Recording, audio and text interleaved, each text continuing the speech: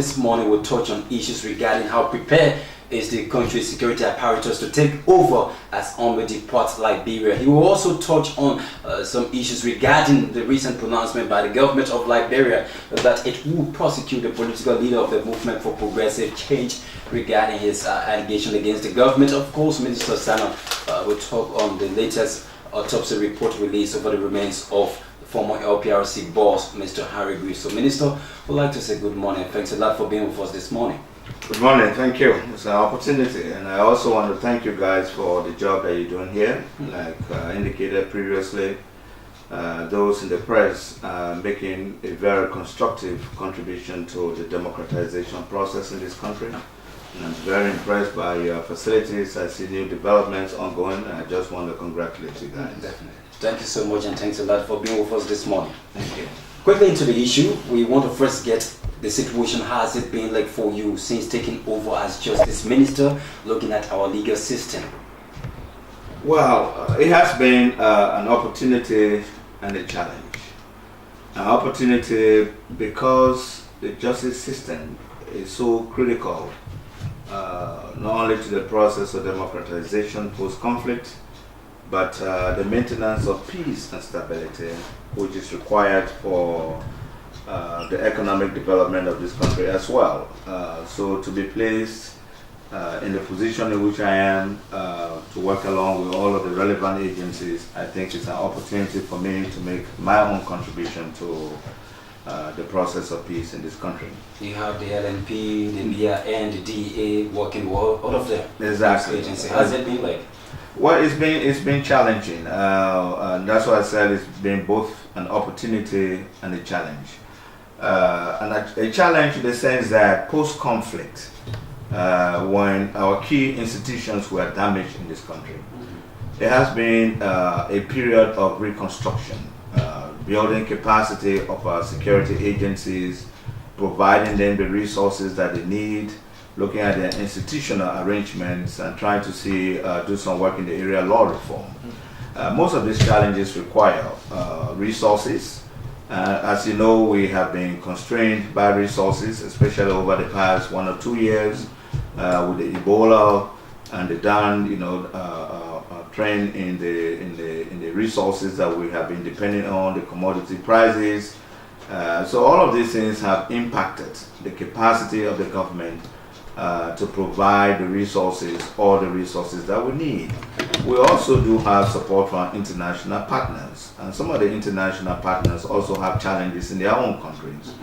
You are aware of the migration issues, and even those who made promises to the government have not been able to fulfill those promises. So it's a challenge, and but significant progress is being made. I can tell you, the largest room in the house is always the room for improvement. Okay, to touch on the first issue that I've got to do with great importance to the discussion this morning, you are coordinating the affairs of the LNP, the BI, and all of these institutions. OMIO is about to leave by June. How prepared are these forces to take on the security challenge of the country? Well, thank you for that. We have said consistently, and I think the president was very clear on this, that the security of the state is not the exclusive domain of the government or the state apparatus. There's a need for a holistic involvement involving the citizenry. For our part, we are fully aware that government has the capacity or has a duty to build those institutions that will provide security when OMI leaves. But even when OMI is here, and this is something most of our citizens do not understand, that the security of the state, when you go to sleep at night and you wake up the next morning, no gunshots, you have your dreams, you get up, you go to work, that peace has been maintained by our own security forces. And not OMIO. Not OMIO, the Liberian National Police. That is one. Secondly, OMIO itself has been on a downward trend in terms of the staffing. They have been reducing their presence here over the past 4 or 5 years. Exactly, physically reducing their presence here. So most of these responsibilities have been taken over by our own security forces, whether it's LNP in terms of internal security, BIN, the Bureau of Immigration, in terms of our borders, DEA in terms of trying to get rid of drugs in this country. Now, ONME has been here to provide some mentoring. They are involved in capacity building. They work with us and they guide us, in some of these activities. So as they leave, we have been taking over these responsibilities. Their presence also serves as deterrence also. Well, their presence serves as a deterrent, but that's also the mindset is a perception problem. And that's why I've always said we should learn to appreciate our own. Let us appreciate ourselves, that in us is a capacity to do something. And when we appreciate what our police force, our BIN, our DA officers are doing, or even AFL is doing, that gives us the opportunity to build internal strength. You think the mentorship from the all-male has worked very well in that time? That departure wouldn't mean any more crisis for Liberia with Liberian security? Well, mentoring doesn't actually mean provision of physical security. Okay. You don't see army officers on the streets. You don't see them up-country investigating crimes or reporting to scenes. Our Liberian National Police has supervised 2 elections in this country. Nothing happened, and we are still providing that security. Army has done significant work in this country. Let me not trivialize what Army has done here. After conflict, we didn't have the capacity, we didn't have the resources. It was important for the international partners to deploy international force here. They came over here. They help us to restructure our security apparatus. You see what is happening in AFL. You were there yesterday through the support of the Americans. So Army has been here. They have helped us to restructure the police. They have helped us to restructure BIN. That restructuring doesn't mean they are doing the actual work. We are doing the actual work. And gradually their presence here is fading. As I speak to you, there are about 6 or 7 areas where Army has been actively involved. You see them providing VIP protection. If you go to the mansion, you see Army soldiers standing right there. We are poised to take over that responsibility. And we are training our officers in that regard, EPS. By May of this year, April, May of this year, they will take over that responsibility fully. When you say Liberia does not face external threat, is it a security situation? Is it a security report, or you are speaking more like on a kind of opinion basis? No, it's not opinion basis. You have to go back into history. The conflict that started in this country was externally imposed. We have an armed incursion through the borders of Ivory Coast into Liberia. So when I say that Liberia really doesn't face an external threat, I mean to say that the possibility today of an armed incursion into Liberia through our borders from any of the African countries is very, very minimal. Okay. There may be other international threats, which happen in all countries. Drug trafficking, for instance, is an international threat. It comes across our borders. You have fears of terrorism, for instance. It could happen here, it could happen anywhere around the world. Those are external threats, that we have to be prepared for. But the bulk of the threats that really relate to internal peace and security is internal.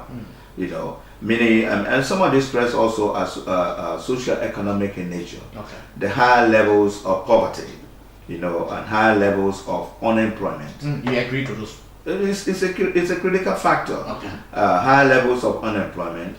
A good proportion of whom are youth unemployment. It is critical for peace that we address, those issues, because some of the crimes are related to lack of opportunities. It's not going to be possible to address all of these things overnight, and that's why we say they remain challenges. But the extent to which we address those challenges will also, in a way, help the security challenges that we do have. So, SANNOH, where this fear coming from the minds of almost all Liberians that army living instilling a lot of fear in the minds of the people? Let me tell you, my brother, that's why when I talk about the press, people have said I'm very, very strong on the press. This microphone that I sit behind is a very, very powerful instrumentality in your hands. A good portion of our population are illiterate. They don't read. What they listen to is a radio. A good number of them are far removed, from the centers of activities around here. So they don't have the information to know exactly what is happening. Now those who come on the radio, either because of political reasons, and they make wild allegations even without coming to those responsible for these areas to get the facts. Like for instance, I'm not going to call his name, but a very prominent political figure, when he was announcing his bid to run for the presidency, the first thing he said that the country is not safe. When army leaves, all hell will break loose. And I call him, how did you arrive at that conclusion? Do you know what we are doing? Did you come to the Minister of Justice? Did you go to the Minister of Defense? Did you go to Liberian National Police? What is it you are doing? What have you been doing? And then you can use that information to tell the public. So most of our people are basing what they are saying on the things that they hear on the radio. And if we have time, I can tell you the level of preparedness, the work that we have done in all of these areas. What I can tell you though is that we too have to do a little bit more, and that's why I'm here, and I will be appearing on other radio stations. Okay. We are going to be having weekly, broadcasts. Okay. We are going to be having, billboards and signboards and jingles and all of that on the radio, so that our people can know. Because if they don't know, then they start having perceptions, insinuations here and there as to what is. The major issues in Liberia today being discussed, the Harry Greevs situation. We want you to use the next 3 minutes, talk about the situation when it reached at the level of the government, the action you took, and then coming out to the situation of people not trusting the report you released recently. Well, I'm not too sure this whole issue of people not trusting the report. We have, as a government, we have the responsibility to investigate all crimes, whether it's Harry Greevs or any other person, citizen or resident of this country. And if the cause of death is not apparent, is not clear, then we have an obligation to go further. And the only way we can do that is, in addition to the investigation itself, but to ascertain the cause of death.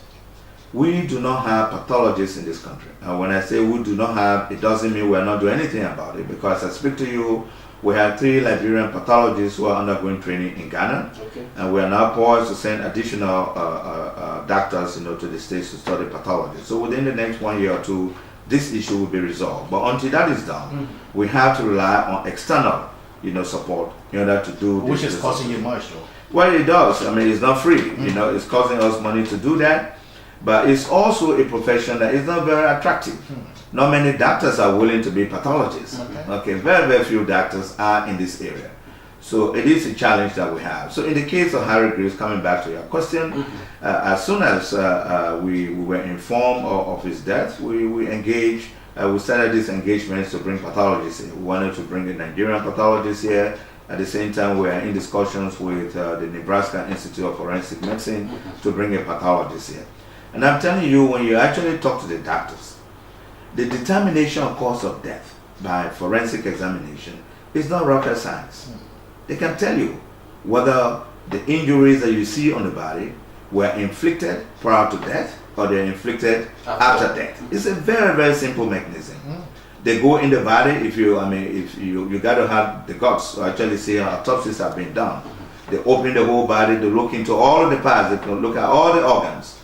If a person died because they have inhaled, taken something, either medications or drugs, they can see it. You being cognizant about the fact that the public have seen perception as a commodity that is marketable. When you are doing these things, how do you ensure that public confidence is there in the government that this that is being done is actually something authentic?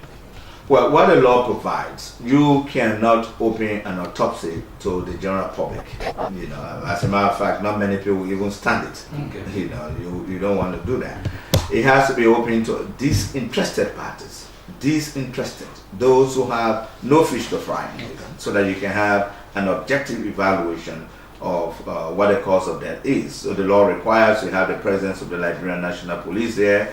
And this interested persons may be a coroner, could be somebody from the prosecution department, because these are the parties that will actually be prosecuted. The law doesn't even require that family members be present. But you do that. But in the case of Harry Greevs, I made an exception, because we wanted, again, out of these concerns of perception, let people just go and see. that whatever comes out of this process is not what the government So is the saying. family members do not have the kind of understanding when it comes to medicine. Yeah, well, you can stand there sometimes when they take out the body, they will tell you, sometimes they take the lungs, the liver, the tear, they cut here and there to see if there's anything in there. They examine the hearts to tell you. They ignorantly nod their head. Well, the thing is, the doctors also, in some of the areas, they actually detect what they see, and it's being recorded and all of that. It's a very, very, very transparent process, But, a forensic examination will tell you the cause of death. It doesn't tell you the circumstances leading to the death. And that's what people don't understand. So when we bring a pathologist, it doesn't mean when they give us a conclusion as to the cause of death, that is the end of the investigation. No. The investigation continues. The investigation continues to look at the circumstances that lead into the death. Okay. And but when you say if you're not satisfied, then you can bring your own pathologist, what do you mean by that? What I meant by that is that as soon as we release the report, even before the report was released, the airways were inundated by statements that we rejected the autopsy report. The report is not objective and all of that. And that's what I'm saying. Let us give respect to the professional areas. And I will also encourage journalists. If you are treading into area of medicine, trying to reject conclusions reached by doctors, bring a medical doctor into the studio. Let him be your mouthpiece. You must have understood the reason for which some journalists took the airwave to talk about this.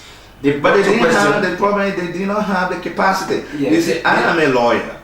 I cannot go and begin to analyze a medical to do. I will bring a doctor to do so. When you have a legal issue, for instance, bring a lawyer into the studio. Let's take, for instance, journalists did research and actually gathered that one of the pathologists that was brought in country, which of course Dr. Thomas Bennett, they talk about his credential problem. They talk about many of the reports he released in the U.S. regarding autopsy. They say many of those things are characterized by controversy and all of the issues. Credibility problem. You see, I heard one of the journalists. He identified 2 or 3 cases that were subjects of inquiry.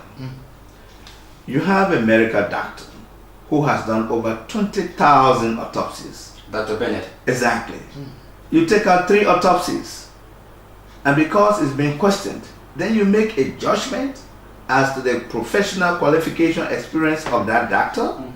This is a matter of professional opinion, and sometimes we do differ on professional opinions. Why do you think when you have a case in court, let's say a person is charged with murder, and you find one autopsy, one forensic doctor who says this is the cause of death. The guy goes to hire another doctor. The doctor comes with a different view. These are the challenges that you have in this particular field.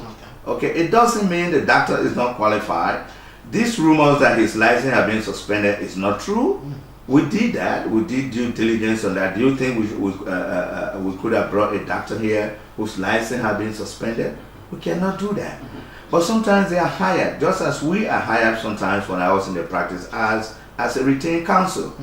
When you hire me, assuming I'm hired as a lawyer for LBDI, just for an example, and LBDI decides to have another lawyer, it doesn't mean I'm not competent. It doesn't mean I'm not a lawyer. I'm a lawyer.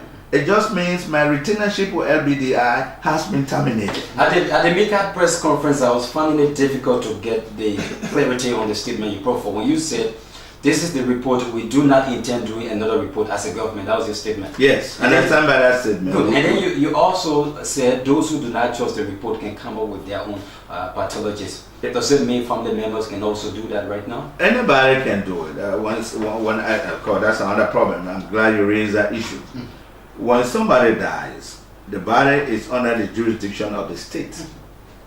But that body technically belongs to the family.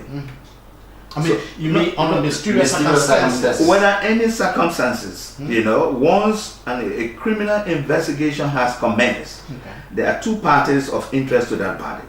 One is the state to establish the cause of death and proceed with criminal prosecution if so warranted. Or secondly, the family members.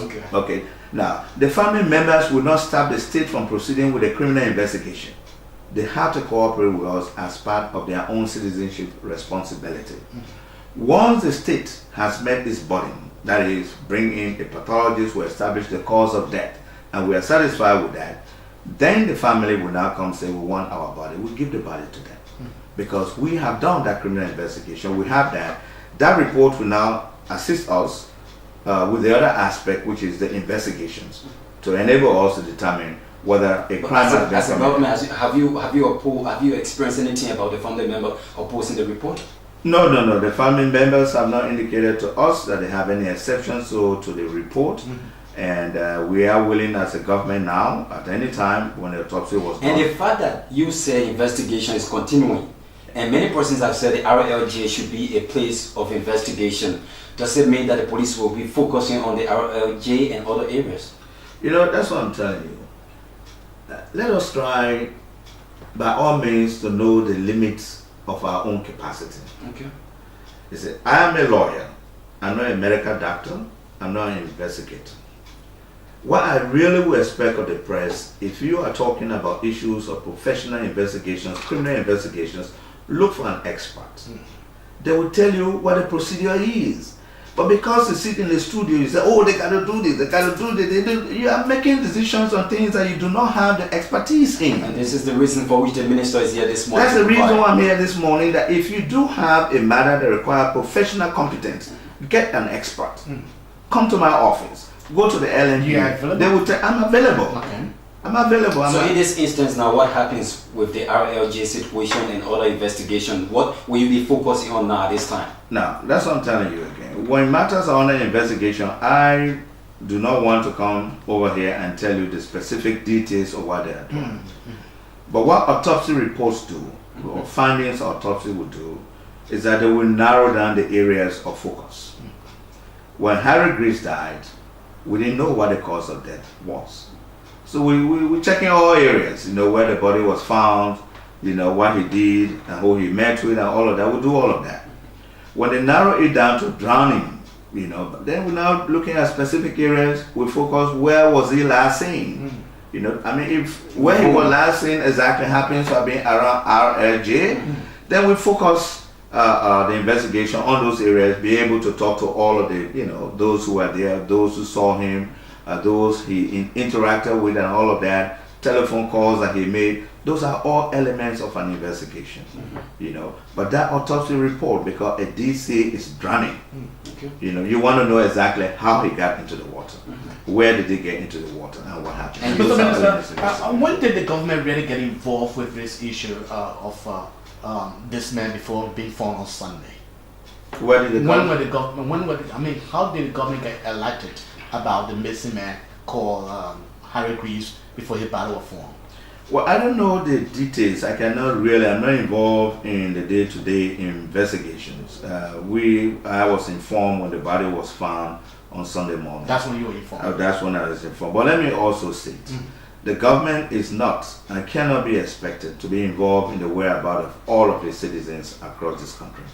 So if you have a relative and he has not been found for 2-3 days, it is your responsibility to report to the police. Say, oh, I have not seen Mr. Dix for 2-3 days now. It's very strange. And then at that moment in time, then we'll get involved. Maybe start checking and start making questions. So in the case of Harry Greevs, I was in church on Sunday morning when I received a text that a body has been found on the shores, within the vicinity. When the Harry Greevs situation was reported, a key political figure, the movement for progressive change, MPC leader Simon Freeman made a statement by saying that the government have got a list of 10 persons, and he claimed that his name is actually included in that list. Subsequently, when you spoke, you said the government will be prosecuting Mr. Freeman. Firstly, I would like to know what harm has it caused the government, the statement, and then what charge are you placing on him? Well, let me talk about the harm. In fact, what is his status currently? His status? What do you mean his status? You mean where he is? Well, we have not, the latest report, he has not been arrested. He has not been brought under the jurisdiction of the government. So he's not in jail, he's not in police detention, he's at large. Okay. Now, the harm it has caused the government. Well, it doesn't have, there are certain things, let me just state this in the proper perspective. People have the right, based on the constitutional guarantees of freedom of expression, freedom of speech, to say what they want to say. But the Constitution is very clear. Be responsible, for the abuse thereof. In other words, this is not an unlimited right. Even in the civil realm, when you make statements against individuals, there are certain words, certain things that you say that are actionable, they call it in law, actionable per se, simply because of the content. There are certain things that you say that may be criminally indictable. Okay? It doesn't have to result to actual harm, but they are criminally indictable. So if the law provides that if you make an allegation accusing somebody of a crime that is criminally indictable, you say that we do not have to establish that damage has been caused before we proceed to prosecute you. So if you accuse somebody of engaged or having done what is otherwise an offense under our laws, we have the right to call you in to conduct the investigation. And this was a simple matter. We sent for Simon Freeman. You have made some spurious allegations against the government. The government has set up a death squad. Death squad. Some people have been killed, and there are others on the list. This is not a government, that can by any stretch of imagination accuse of killing. And that's one of the things. Let me be very frank with you. Let us appreciate the level of peace and stability that we have in this country. This government cannot. Nobody in this country, anywhere within the sub-region, can accuse this government of any arbitrary killings, of any political prisoners in jail. We are doing everything possible to ensure that there's due process of law. People are taking government officials to court. Ministers are being held in contempt. The law is working. Freeman have said. So let me come to Freeman. So when an individual, I don't care who he is, accuses government of killing its citizens, that's a major offense. We say, come in and give us this information. But he said you did not write him. We don't have to write him. You don't have to. We don't have to write him. I can take a telephone call and call you. These are matters of national interest. Okay. The fact that we send somebody to you, come and cooperate with us. So and officially you are not obliged to write him. We are not obliged to write him. Okay. We can walk to your house. The police can walk to your house and knock on your door. We'd like to talk to you. Okay. As a responsible citizen, you're supposed to cooperate with us simply because you see the badge, you see the uniform. There are many areas in the world where police do not even carry guns or whatever. You understand? But when you see them, they are symbolic. They represent the state, the sovereignty of the state. You're supposed to cooperate with them. So if we call you on the telephone, Mr. Freeman, we'd like to talk to you. Oh, you made a statement yesterday. We'd like to talk to you so that you can clarify some of these issues. The guy runs away. He says you're writing. Well, that's what he says. Now, nobody tells us what the law is. And what does his action constitute by shying away from investigation? Well, there are a couple of presumptions under the law. Flight is an indication of guilt. Why will you run away? If Simon Freeman has been here, operating, he has a business here, he's been operating under the protection that we provide to him, with the enabling environment that we have created here for peace and security, has allowed him to operate the businesses that he's doing. Nobody has molested him. He has not claimed, he has not made any report to the police station at any time that his life was under threat. To prosecute a person means he must have had a charge. I'm still asking on what charge? He has not been charged. Okay. He has not been charged, but the state has a duty to investigate. But you said you will prosecute him according to I will prosecute him. We will. Because we have evidence here, just based on what he said, that will say actionable per se. Per se means they are statements by themselves. If I sit over here in the studio and say the Minister of Defense has killed about 15 soldiers secretly, 15 soldiers secretly, that's a major allegation. Now, if we ask you to come in, you don't want to come in and throw light on the basis of that statement alone, we can prosecute you. The manner in which you were pursued, perhaps that's what caused him to be alleged. You haven't been able to get him. You sent pictures of police after him. No, we didn't. No, we didn't send pictures of police to his house. I wish the police director were here. But their calls were made to him. Somebody also went to his house. and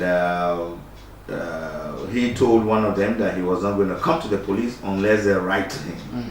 You know, this idea of people believing that things must happen the way they think it should happen, you know, is what is causing us some of the problems. Out of due respect, they call you on the phone, send somebody to you and say, I'm not coming. You know, we had a search warrant, and you have to give some degree of acknowledgement of how the police handled this matter. Okay. The police obtained a search warrant, you know, arrest and search warrant. They went, they were resistant for entering the house. Police did not break into the house and enter the house. They could have done that. They did not. So, okay, if he doesn't want to open the door and say, we'll just stay out here until he comes out. That's what people are referring to as his house was barricaded. How did the house get barricaded? He locked his door. He denied access of the police. They went to him in a very civil way, knock on the door. Oh, we'd like to see you, blah, blah. He said, I'm not coming out. He locked the door. Meaning he stayed here, though. Well, there are many ways. I've seen reports in some of the newspapers that he's in Ghana. That he's in Ghana. He's in America. If that were the case, what would you think was responsible for that escape, if he escaped in any way?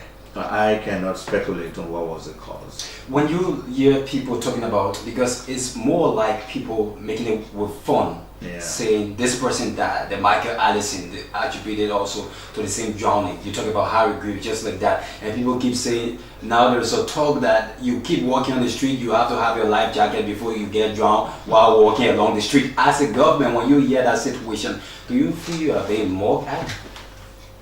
Well, no, I won't go to that conclusion, but I think it's a challenge to you and all of us. This is how we want to reduce our country. You know, to sarcastic comments that make us look bad as a people simply because we have the right to freedom of expression, then we are heading in a bad direction. Okay, bad direction. How many cases of drowning have we had here? How many cases? Do you know the statistics on number of people that have died in this country? In a natural death? I call them ordinary people, but in the No. Let me tell you, when it comes to life, every life is valuable. I'm asking about statistics for somebody to make a remark that when you are walking on the streets, along the streets, it's good to have your life jacket before you get drowned. Exactly. That's a very irresponsible statement, and that's what I'm making. Because for you to make that statement now, look at the statistics of the number of people that die in this country. How many people have died here? And all of those cases of drowning, I made the clarification with respect to Allison. Allison was not found in Bannersville and somebody said he got drowned. He was not found on Cinco Oro and somebody said he got drowned. They saw him swimming into the sea. So what is the problem with Allison's death that has to be linked to security issues? That the government must be available everywhere along the beaches of the Republic of Liberia? And even if we were, do we have the capacity or even the right to prevent anybody from swimming into the sea? So Harrison's death has nothing to do with national security. Okay. So before we talk about you still stand by your word that you don't know currently where the body of that man is? Oh, Harrison? No, I told you that I was going to verify, which of the funeral homes he is, because when the autopsy was done, they had carried him to Stryker Funeral Home. I had indicated earlier, maybe I didn't say so in my press statement, there were overtures by the U.S. government that they are going to take the body from here to the U.S., that the family members in the U.S. had expressed desire, to carry the body to the States, and they wanted the American government to be the instrumentality for that to be done. So because of that, the body was deposited at Stryker Funeral Home. Before we talk about the Vittorio autopsy report, you have not touched on how much did it cost the government getting those American pathologists, monetary wise. Well, let me also say, those American pathologists, at best, I could describe what they have done as pro bono. Pro bono means that it is not the type of money that commercially we can be paying for this type of services. We received $20,000, from the government to be able to account for it after we have done all of this exercise.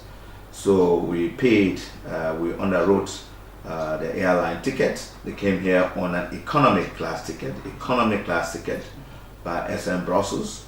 We paid for their hotels, and we paid for their lodging.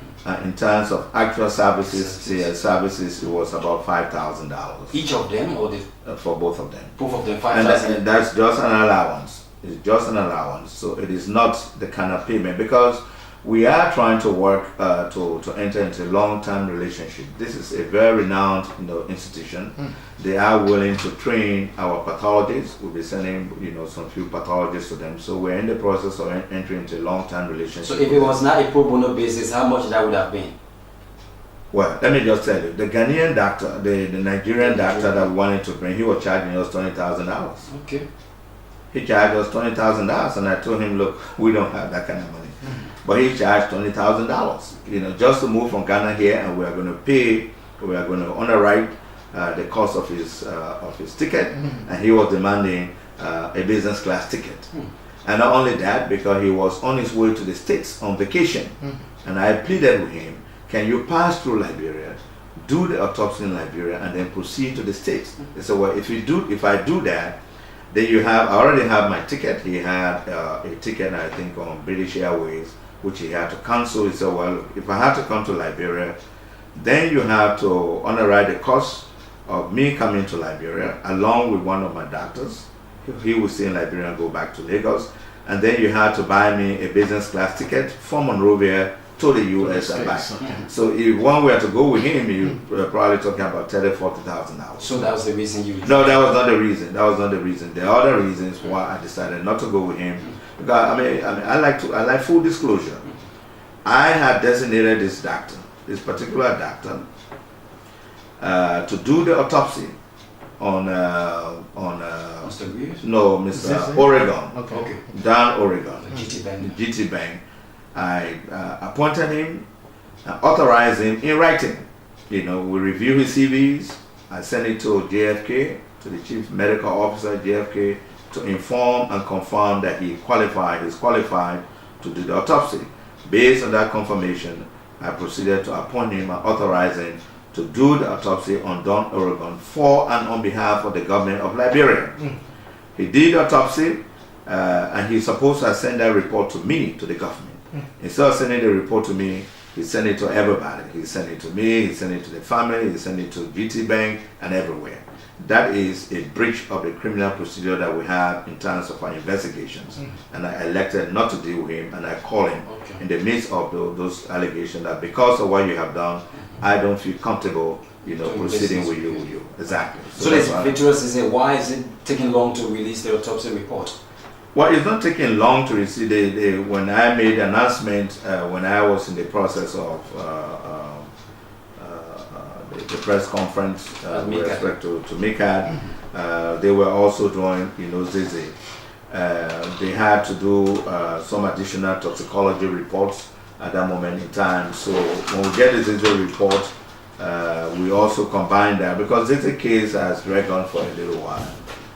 We combine that, the findings of the autopsy along with the investigations, the internal investigations, and I will come back and talk about it shortly. So that report will be released shortly, that's the point. We will come back shortly. Before we go to the line to take a few calls, perhaps you want to touch on something we didn't ask? Well, no, basically, I would like again to use this opportunity to throw light on government's preparedness to assume the security architecture, of this country where army leaves. If you listened yesterday to the speech of the Minister of Foreign Affairs and other statements before, army is not leaving Liberia come June 2016. We're still going to have a residual force of 1,500 soldiers here. Can you simplify that for the layman understanding? Right now we have about 3,000 or some more army officers here. Okay, they will reduce gradually, and by June 2016, that number will be reduced to about 1,500. Okay. But they can't respond to issues of lethal situation. No, they are not really. I mean, they are here as a force of last resort. Last resort, when it's proven that the capacity is lacking or whatever, there are a whole bunch of processes. They got get authorization for Army here from New York before they do that. There are also arrangements, well, let me not say arrangement, it's already put in place. We have additional 1,500, standby force in Cote d'Ivoire, in Ivory Coast, to give support to Liberia in the event anything happens. That's a UN force? Yeah, it's a UN force, combined UN force. Okay. But what we are doing is basically to build the capacity of the institutions of governance in the area of security. The police, we are training additional police officers. Those trainings are ongoing, some are being completed. We are buying them additional equipment in terms of vehicles, in terms of communication sets. We already deployed, as I speak to you, a good number into the border counties. Their numbers they have been doubled as I speak to you. Okay. They've been doubled, and vehicles will be provided to them. And we are also working now on improving the community relationship between the police and the relationship between the police and the communities. And that's something you need to work on very soon. Exactly. So it's changing the dynamics, and these are things that are ongoing. People are not aware of this, and that's why I'm saying that we ourselves have to work a little bit harder. You need to come up to speak to the people. That's what. Yes, exactly. So we are going to be doing that. Let me go to the line just a few calls for the public. Good morning. Good morning. 077773015. Good morning. Come on, we lost our caller. 077773015 077656120. We got a compressed schedule today, so if you want to make any contribution, 077773015. Good morning. Good morning, BENEDICT and Varney. Yeah, straight to the point. Let me say good morning to the Justice Minister. My name is Morris China. I'm calling from Florida this morning. Yeah. Good morning. What I found careful and looking from Mr. Minister is that for an honorable man like the late Harry Greevs to go in his swimming, either in the swimming pool or in the ocean, so having said one for the son, having said one naked, to go in the sea to swim, because his body was found naked, completely naked. So, what comes to mind, if there was no one place, Mr. Minister, to be yourself, what comes to mind is Okay. just a man who in the sea, swimming on the body of Okay, that's the point. The point is understood. Okay. Thank you. Good morning. Yeah, James, let's hear from you. Bye, James, bye. Yeah? Is it on loudspeaker? Yeah, James.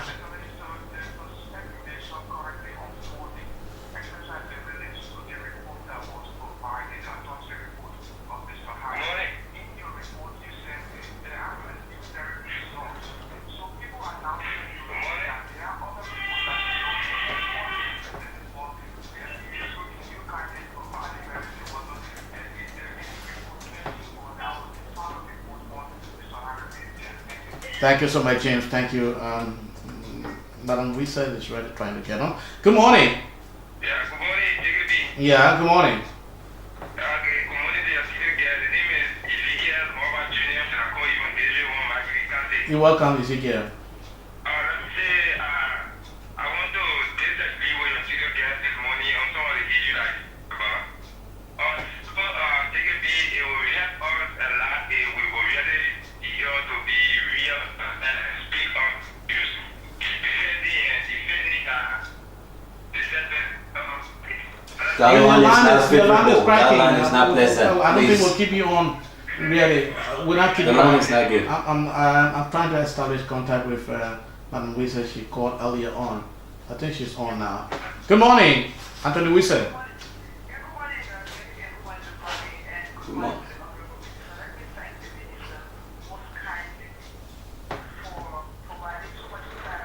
Mm. And I do hope that you all will take his comments, his statements, pitch them out, and feed the public with the facts. So that we reduce the speculation. Because the minister has been able to provide so much clarity. So I just want to thank him, and I hope, as he said, he will go around to the different radio stations Yeah, that have different kinds of interaction with the media to provide much clarity, not just on the immediacy of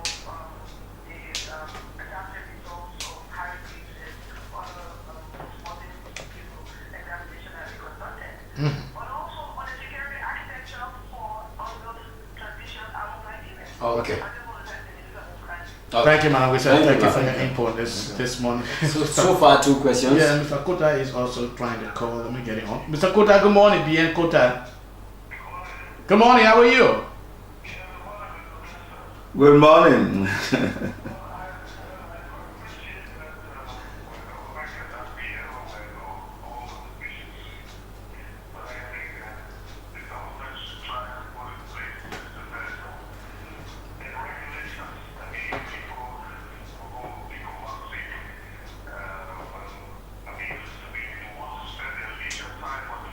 Mm.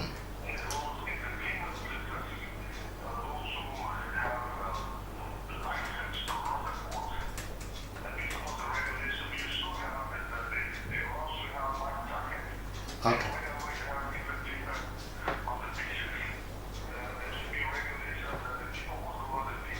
Okay.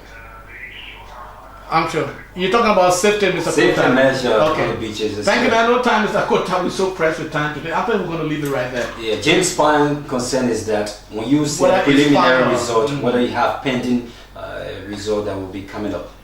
Well, again, let me clarify this, and that's what I was saying.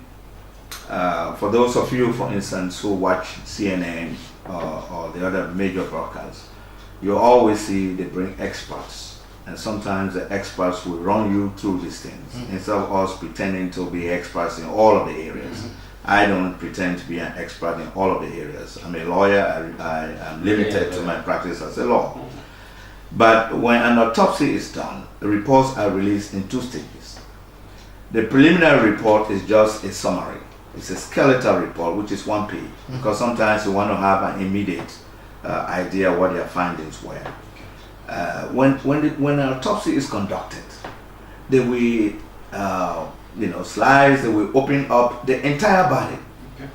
Like in the case of Harry Greevs, for instance, they went in there and opened the skull to see whether there was any fracture on the skull. They took pictures of that, took pictures of the brain.